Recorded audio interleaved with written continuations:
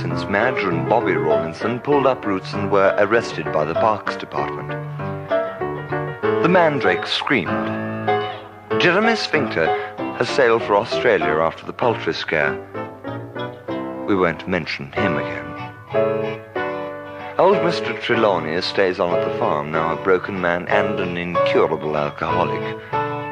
Apart from his regular visits to the village shop for a couple of tins of ready rubbed, he hardly goes out at all and devotes his remaining years to breeding those beautiful guppies for which he is so rightly famous. Sandra smells. Randy has turned in on himself. No mean feat for a 40-stone man. And after all, he is still married to Sharon and is only Paulette's father by the skin of his teeth.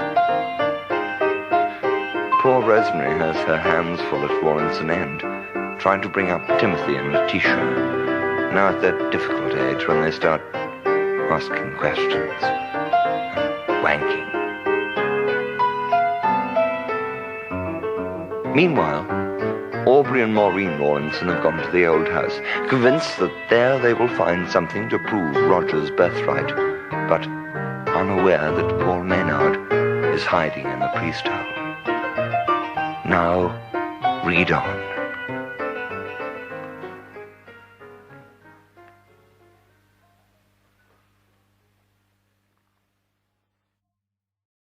Somewhere inside my head, a bell sounded. The seconds jumped out of the ring and the minutes flew from the corners. For God's sake! Somebody shouted from the driveway. Throw in the kitchen sink! There was a terrific splash, and the sink lay upturned on the floor, gasping like a landed fish. In moments, Aubrey was on his knees beside it, tenderly taking the limp tap in his hands, turning it slowly. A livid ivy of broken veins stretched autumnal on his cheeks, and the filth of the city found easy purchase in the open pores. Without taking his eyes off, he glanced up at Maureen. "Oh, darling," he said thoughtfully. "you remember that party, don't you? The Bernard buffet table was over there, wasn't it? We seemed to drink oceans of bubbly and... Well, I did all sorts of silly things, and those rabbit costumes... It seemed... I jumped up on top of you. Well, everybody laughed at the time, but they never asked us back, did they?" I think that was the first time he ever kissed her. She turned from the window to stare at him.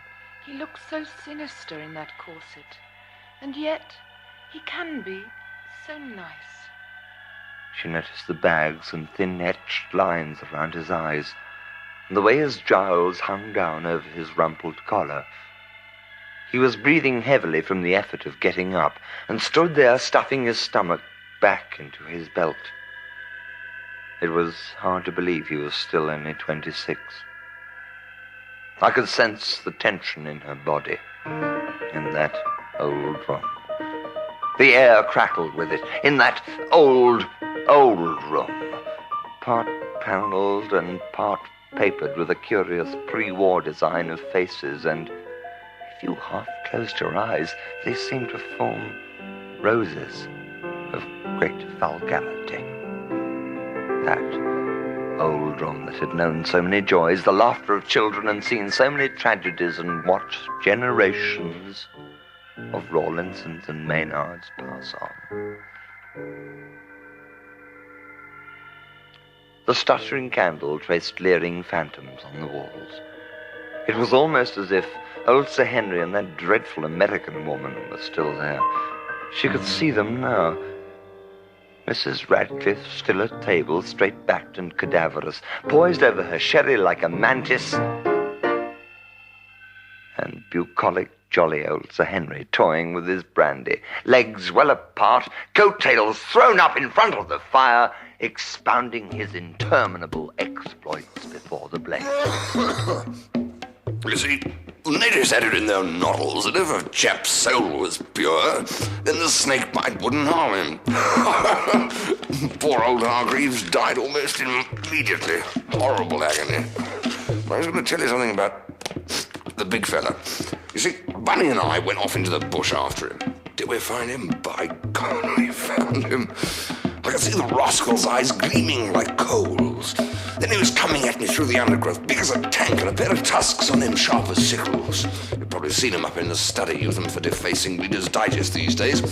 Well, rifle jammed, bloody useless. Bunny panicked, took off like a fox, little fool. Bearers scattered. Not that I blame him. What we'd seen back in the clearing was enough to turn any man's liver. Then he was on me, snapping and stabbing at my legs. I sidestepped neat as a blasted pansy and let go at the blighter with eyes clenched and fists blazing. Biff wallop. Oh, so I'm terribly sorry, darling. It was spotted all over my trousers. I think I'll be toddling off now. They were walking towards a part of the hall I knew to be unsafe. It was no good. Whatever the cost, I had to warn them. Watch out for that loose floorboard, I shouted, then wished I hadn't. They both turned to glare at me. Then the rotten wood gave way, and frozen, they disappeared into the cellar.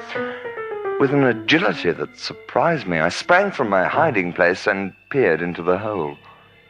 Maureen was head first in a barrel of dill pickles, struggling furiously. I knew she carried a snorkel in her handbag, but would she use it? Aubrey was unconscious. Sprawled in the smashed floorboards, he looked pathetic and ridiculous. His kilt had come off during the fall. With his eyes closed, he looked as he had at Ponte al Mare that summer. Older somehow, but that proud Rawlinson chin was unmistakable.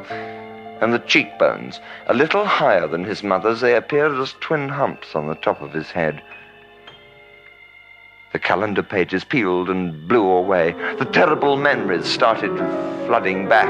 Old Mrs. McAvoy eating that horrible chicken and the terrified child running from the burning factory. He was starting to wake up. I'd waited 4 years, flown 3,000 miles, and crossed a seal with a Shetland pony just to get away from this man, and now I remembered a tip of Dad's.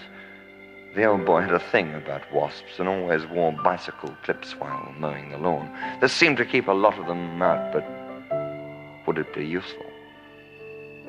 Now for some answers. I hadn't planned it like this, but his eyelids flickered. A shudder corrugated his face and lost itself in the corners of his mouth. His lips turned up at the edges and waited patiently in the deepening shadows beneath the nose. Now, I was going to face the music.